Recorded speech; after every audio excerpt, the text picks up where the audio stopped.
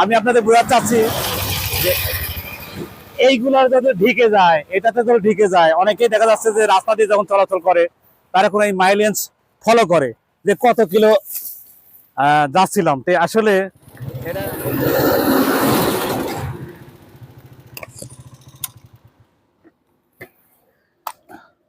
দর্শক আসসালামু আলাইকুম। আজকে আমি নাটোর থেকে চলে আসছিলাম, যাওয়ার পথে দেখলাম যে একটা মানবিক বিষয়টা আপনার এখানে এখানে যে বিষয়টা আপনারা দেখতে পাচ্ছেন, মাইলেজ রাজশাহী, আপনারা দেখতে পাচ্ছেন রাজশাহী 55 কিলো। এই জায়গাটা একটু ক্যামেরাম্যান এইদিকে একটু আসা লাগবে। মানে আমি আপনাদের বলতে চাচ্ছি যে এই দেখেন রাজশাহী 55 কিলো। আসলে আমি আপনাদের বোঝাতে চাচ্ছি যে এইগুলার যাতে ঢিকে যায়, এটাতে তো ঢিকে যায়। অনেকেই দেখা যাচ্ছে যে রাস্তা দিয়ে যখন চলাচল করে তারা কোনো এই মাইলেজ ফলো করে যে কত কিলো যাচ্ছিলাম। তো আসলে এটা আমার দৃষ্টিগোচর হলো, আপনারা দেখতে পাচ্ছেন এই যে এটা এখন রোড কর্পোরেশনের কাজ, ইচ্ছা করলে তারা এখন এগুলো পরিষ্কার করে দিতে পারে। আপনারা এই জিনিসটা দেখতে পাচ্ছেন।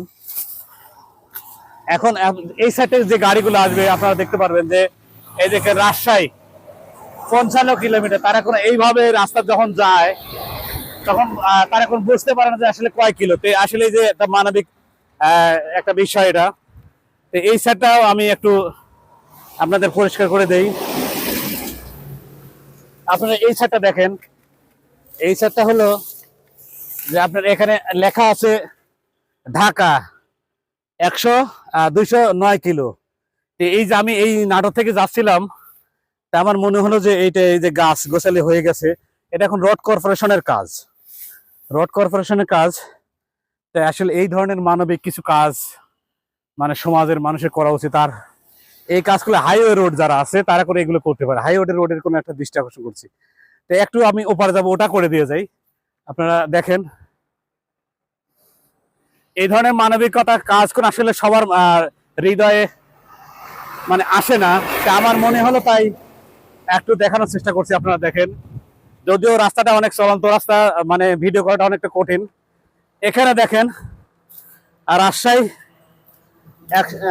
ঢাকা 209 কিলো, কিন্তু এটা এখন দেখা যাচ্ছে না।